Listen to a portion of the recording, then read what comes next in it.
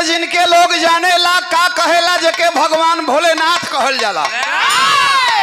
भूमिका में बड़ा सुंदर भाव लिखले हो हमारे कवि। अरे विमल भाव भक्ति में शक्ति प्रबल है, अटल सत्य है जिसको जाने जमाना। देवों के देव महादेव शिव जी, आसान है जिनको पल में रिझाना। निकट जोधपुर के किसान शिव मंगल, बलदेव बेटा विभाजन किनारी। अरे सावन सुहावन रखे व्रत सुमारी। अरे जल को चढ़ाते थे शिव के पुजारी।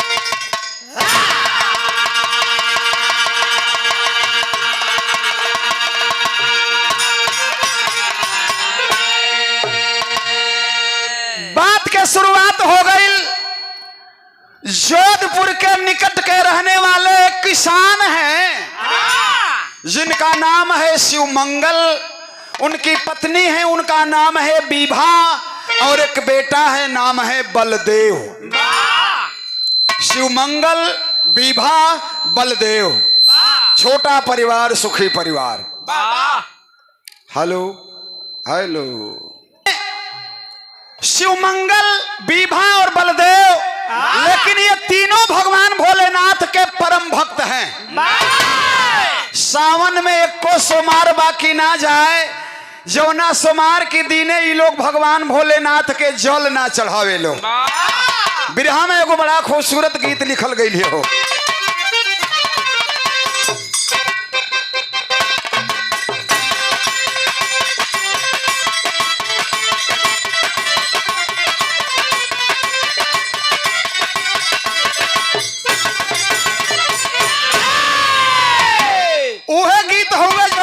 चिर परिचित बा, लेकिन भाव बड़ा अच्छा है। अरे दिल अगर कोई तोड़े खिलौना समझ, दिल अगर कोई तोड़े खिलौना समझ, दिल दोबारा लगाना जरूरी नहीं।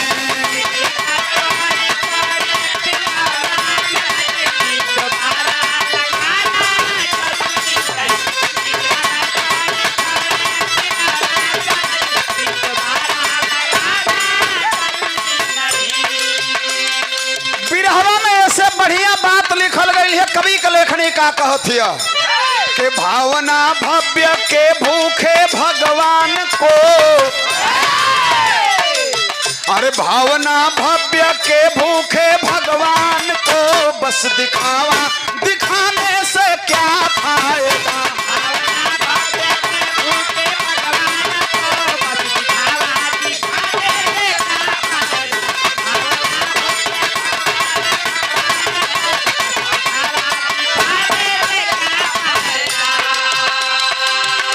अरे भावना भव्य के भूखे भगवान को, अरे बस दिखावा दिखाने से क्या फायदा। तो मन अगर ना रमा हो प्रभु रंग में, मन अगर ना रमा हो प्रभु रंग में, केवल कपड़ा रंगाने से क्या फायदा।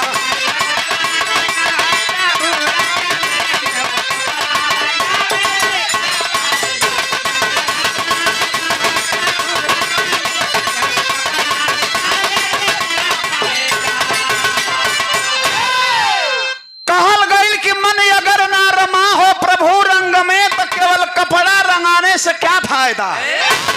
अरे भक्ति में मने न बा, आप खाली कपड़ा पहिर के ही दिखावे के बा कि नहीं हम साधु है।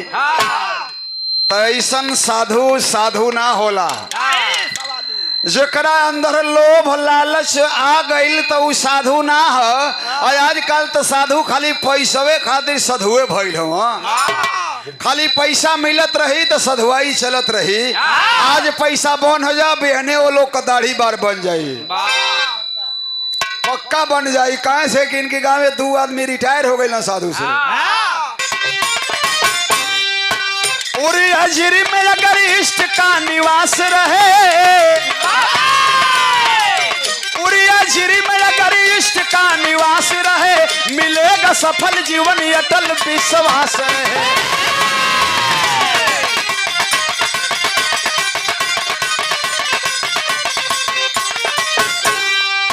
मगन शिव मंगल जी का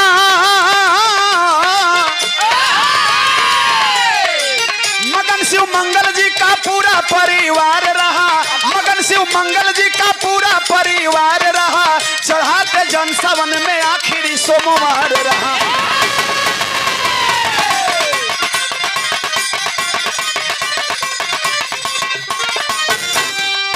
प्रसन्न हुए शिव जी देख उनकी भक्ति को, प्रसन्न हुए शिव जी देख उनकी भक्ति को, सोचे दिखा दूं आज मैं भी अपनी शक्ति को।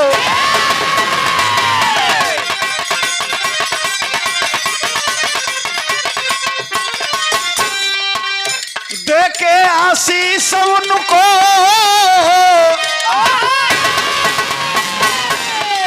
देके वरदान उनको राजा मैं बनाऊंगा, देके वरदान उनको राजा मैं बनाऊंगा, चेतना चित्त में चैतन्य मैं जगाऊंगा।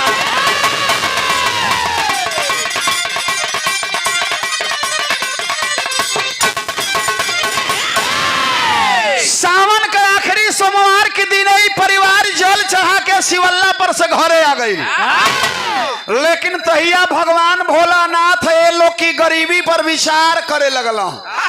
जल चढ़ावल देख के भगवान भी सोचे लगलो कि गरीब आदमी हो सा कहूँ सोमार नहीं खा सा छोड़ा तो हमारी पूजा पाठ खातिर जल चढ़ावाता लोग, भांग धतूरा चढ़ावाता लोग, बेल पत्र चढ़ावाता। भगवान तहिया प्रसन्न हो गईला, खुश हो गईला, तो तहिया तक दिन में तो ना कुछ बोलना, लेकिन जहिया सोमार का रात आइल है ना, वही रात का भगवान भोलेनाथ अब 12 बजे लब इनका रह ना जाता।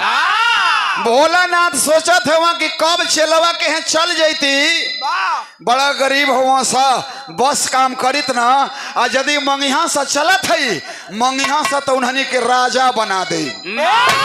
देखो ऐसा देवता हुआ कि अपना खातिर ठनियो चवन्नी झोरी में ना राखेला और दूसरा के ही करोड़पति बना देला।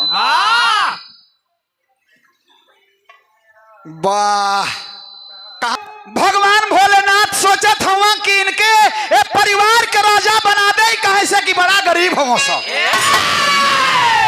आधी रात का भगवान भोलेनाथ अपन कमंडल या अगरुआ बस्तर पहिरला, त्रिशूल लेहला, डमरू लेहला, चल चल देहला शिवमंगल के घरे। पहुंचल हुआ दुआरे शिवमंगल सुतल हुआ, वही त्रिशूलवे से खोदत हुआ, ए शिवमंगल, शिवमंगल उठ बेटा उठ। शिवमंगल कहत है तना पुरान आदमी के बेटा कौन कहत रे।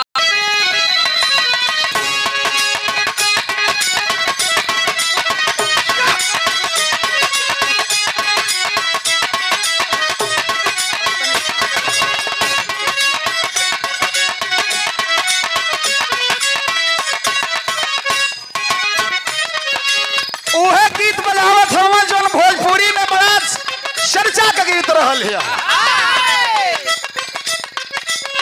आर के उठ लाली लगवलू, बलिया के बाली नवादा के नथुनी।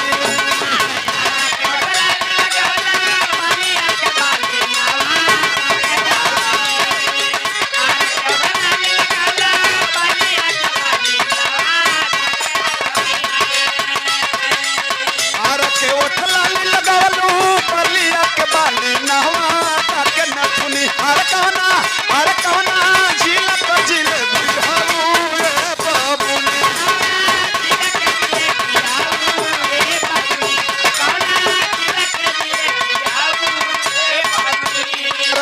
लाली लगवलू, बलिया के बाली नहवा के नथुनी।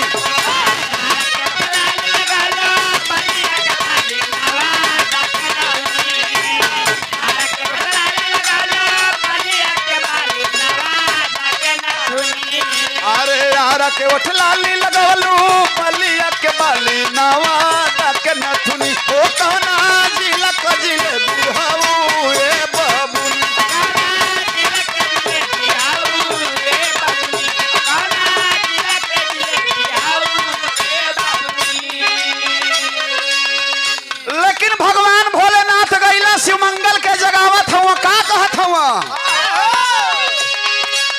रात में प्रगटे बाबा भोले बोले बचनिया गुना ज्ञान लेला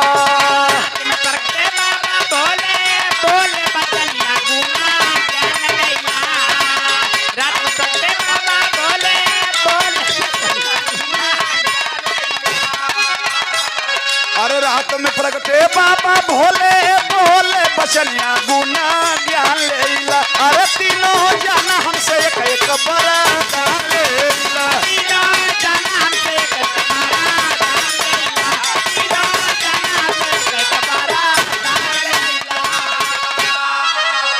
भगवान भोलेनाथ गईला शिवमंगल के जगवला कहत हुआ कि अपनी मेहरारू के बुलावा लड़का के बुलावा शिवमंगल सोचे लगला ए भाई दिनवा में कोनो गलती हो गई का हो गई रतिया का खुनसा के अइला हां कहत हुआ कि तीनों पूरा परिवार के बुलावा शिवमंगल द्वार के गईला भगवान हुआ कहत हुआ तो इनको कहल कइल जाओ बोलवला तो तीनों आदमी से भोलेनाथ कहत बाना कि तोहन लोग के भक्ति पर खुश है तोहन लोग के एक एगो वरदान हम देब अब तोहन लोग दुनिया के एक एगो वरदान देब तोहन लोग हमसे मांग लो लोग जवन इच्छा होके मांगा शिवमंगल कहत हुआ कि प्रभु तब वही तो सुतल अली है जगवला है साला दिमाग वही ना लम्बा ले जाता कि जब यही तरह फ्रीए में मिलत था जवन मांगब तवन तो तनी टाइम दा कि सोची कि ऐसा मांग ले कि तू अकड़ जाए हम एकदम ऐश करे लागी कहला हाँ बलदेव से कि ये बेटा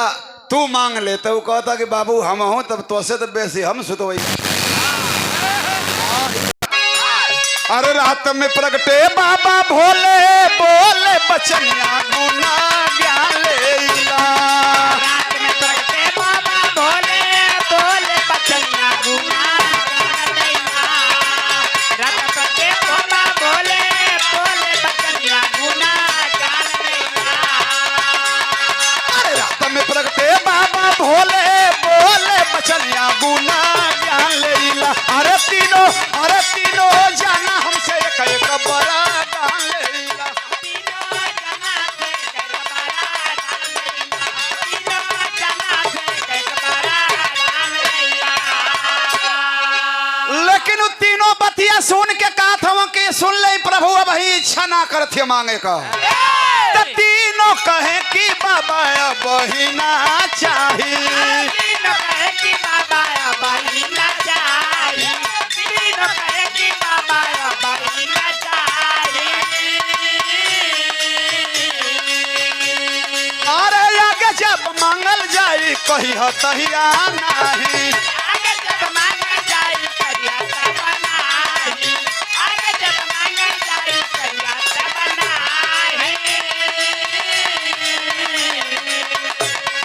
अरे मौका पर सजावल जाई अपन सपनवा बाबा ध्यान धइला मौका पर सजावल जाई अपन सपनवा बाबा ध्यान धइला मौका पर सजावल जाई अपन सपनवा बाबा ध्यान धइला मौका पर सजावल जाई अपन सपनवा बाबा ध्यान धइला अरे सुनली दुनिया में बहुतन का मान कइला दुनिया में बहुतन का मान कइला सुनली दुनिया में बहुतन का मान कइला कहलो कि भगवान अब ही ना मांगल जाई और जब समय आई हमनी का जरूरत बुझाई तो तहिया मांगल जाई तो ऐसा तो ना न कि देवी अजवे खाली आइल है एकरी बाद कैलाश के चल जाई अरे कहना भगवान भोलेनाथ की नहीं अरे आज ना मंगबलो तक करार हम कह देते हैं ना तो हम लोग की जहिया जरूरत लागी जवना समय दिन रात जब जरूरत लागी मंगबलो मिल जाई भगवान भोलेनाथ का बात सुन के तीनों आदमी प्रसन्न हुआ कि चला भगवान दर्शन देहला और करार कैला हमनी के जिंदगी में एगो वरदान दे दी हाँ तो तीनों जाना अब सुतल लोग भगवान भोलानाथ अपन रास्ता पकड़ना बिरहा कटेरी है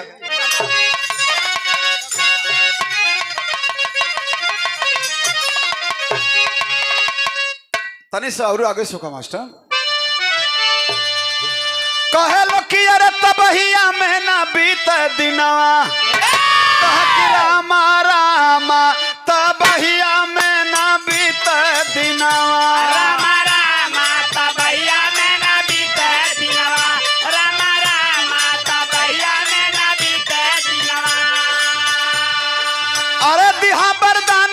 से ना हो दिहा वरदान शान से ना हो दिहा वरदान शान से दिहा वरदान शान से मांगल जाई जहिया तब हिया में ना बीत दिनवा दिया वरदान शान से मांगल जाई जहिया तब हिया में ना बीते दिनवा दिया वरदान शान से मांगल जाई जहिया तब हिया में ना बीते कहलो कि जहिया मांगल जी तहिया दे दिहा भगवान भोलेनाथ करार करके चल गइल ओ वक्त बीतल ह समय बीतल ह तो यही के समय का तकाजा कहल जाला तो जखा जब समय बीतल है बिरहा का विदेशिया लागल है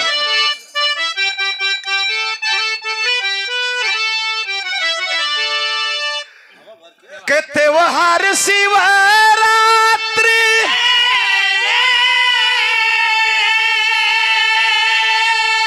ए भैया जोधपुर लगल मेला अरे देखे चलली विभा संगवा अरे सखिया सहेलिया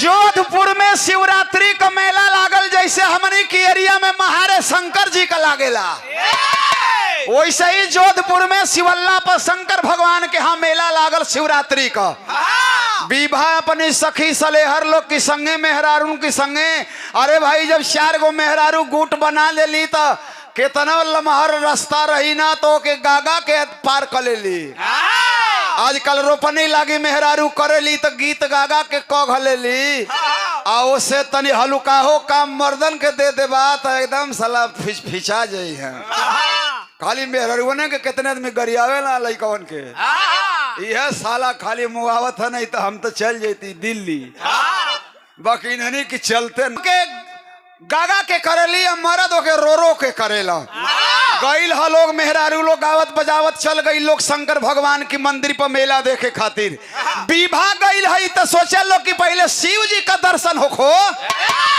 बाद में कुलुक्का फुलुक्का या कुल चौकी बेलना किनाई तो जब शिव मंगल का मेहरारू विवाह पहुंचली हम मंदिरवा में न तो उनको ख्याल पड़ गई कि कहो बड़ा दिन बीतल भगवान भोलेनाथ कह के आयल हुआ कि एक एगो वरदान तो हम लोग को देव आज सलाम मोकवे ना ऐसा लागल कि मांगल जा तो रह नगद संजोग से इनकी के आयल हैं यही जब मांग ले बूढ़वा नहीं खे तो का करी लइकवा नहीं खे तो का करी अरे तीनों जना के एक एगो देवे कहले बना तो हमार तो अपन पर्सनल बा ना तो सोचत या मेहरारू की रहा आज मांग ले तो कहत या कि हे भोलेनाथ हाई अंगारी चूह आ हम सिमंगल बो हई हम सिमंगल बो विवाह हई जौन कह के आयल हुआ आधी रात का एक एक ख्याल करा तो कहत हाँ हाँ ख्याल मांगो मांगो तो विवाह कहत तारी कि प्रभु जी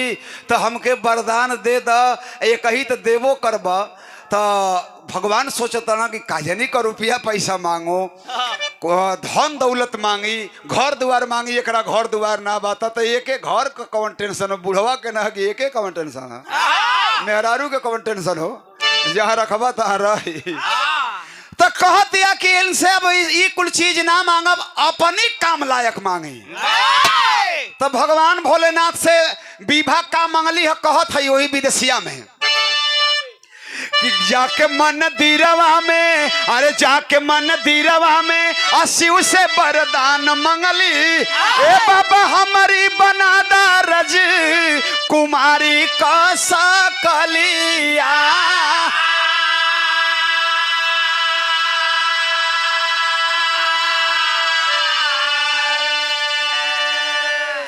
मंदिरवा में जाके कहतिया ना वो मेहरुआ की हे भगवान देखबा हम बड़ा पुरान हो गई है अब बूढ़वा ढेर ठीक से देखत ना हमके है हमके नया बना दा हम नवा हो जाए भगवान भोलेनाथ कहला कि अरे तू नया हो जेबी तो बूढ़वा तो वैसे ही न रही अरे तो बूढ़वो का काजनी को ओकर ख्याल पड़े हमके देख के तो वो उहे मांग ले वो नया हो जाओ तो दोनों आदमी नया हो जाई तो कुछ दिन ठीक से न रह जाई तब तो भगवान भोलेनाथ कहला कि जब तक कहल ही बाणी तुम्हारा जवन इच्छा हो गई तो कहते हैं कि खाली सकलिए ना ही राजकुमारी मतिन गहना गीठो कपड़ा लता कुल होखे के चाहिए। भगवान भोलेनाथ एक ही बेर में बोल देहला ए मस्त। अब तो सिमंगल वो नया हो गईली, मारी है साला सिलिक का साड़ी पहन ले है, इतना महीन है कि ये पार से वो पार लौकत है। सिमंगल वो का देह पर कोनो अंग बाकी ना बा जहाँ सोना का गहना ना लागल होके। अब तो सिमंगल वो मारे ऐठत जाती है, साला माछी भी चिल्लाती है। एकदम बड़ू सही 18-20 साल का नौजवान औरत के रूप में मार गहना गीठो पहले आ जवन सखी सलेहर हई ई त कुल मध्यम न हई जवन घरवा का गइल हली। अब तो ओकरी आगे कुल ही मध्यम हो गइल, नहीं तो उ तो पहलवा आइल है तो वो वही में जटिया में रहे। लेकिन अब तो बदल गई गई, कुल्हनी से आगे न हो गई और कुल्हनी से आगे आगे ई लोग पीछे पीछे। अरे सखी बड़ा निक हो गई लू, ई कैसे चुप रहा, ई कुल बात अंदर का बात है, अंदर का बात है। ऐसा ही देखला ई गइल बतावत रहनी कब। अरे देखा राजकुमार ये का, अरे शादी बाद जबरी उठाई चला डोलिया।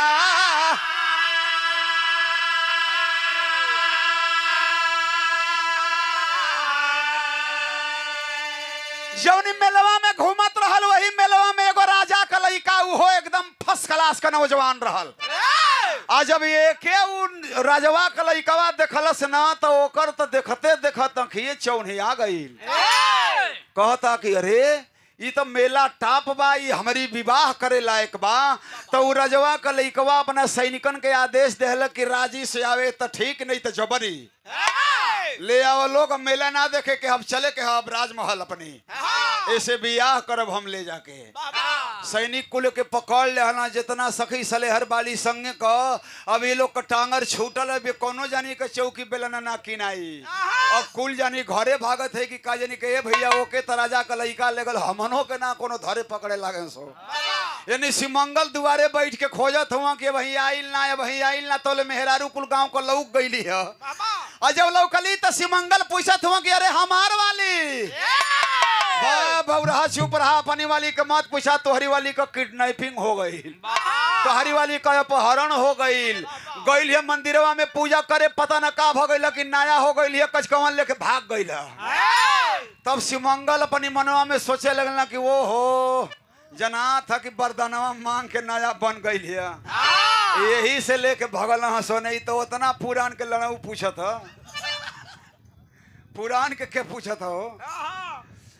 तो सिमंगल मन में सोचे लगना, तब अपना मनवा में विचार करत हुआ कि अपन वरदान मांग के आज जब वो नया हो गई है, ओके एक ठौरा लेके भाग गई है, तो हमहू अब्बे भगवान के बोलाई, हमहू अब्बे एकदम तत्काल तुरंते वरदान मांगब।